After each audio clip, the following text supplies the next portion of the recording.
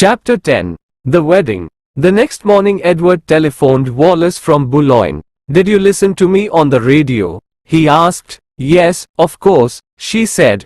"And how did you feel?" "I was sitting in my room alone," Wallace said. "And when I listened to your words, I felt so sad. I put my hands over my eyes and I just cried.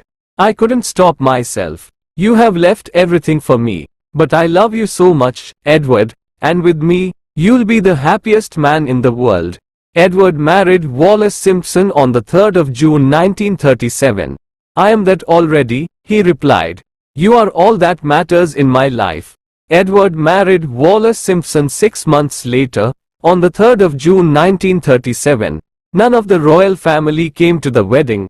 Edward was 43, Wallace was 41, and they now took a new name, the Duke and Duchess of Windsor. A few weeks later Edward wrote to his brother King George. "I was surprised that you didn't come to the wedding," he wrote. "But Wallace is now my wife and nothing can change that. As you know, we have a house in Paris, but France is not my home, and I want to live again at Windsor with Wallace by my side. I'm sorry, Edward," King George wrote back. "But you know how I feel about that woman. I do not like her. I will never like her. You can live here, but Wallace cannot. My brother," Edward said later, "pushed me away like a dog. I will never forget what he did. And after that I decided that I didn't want my family.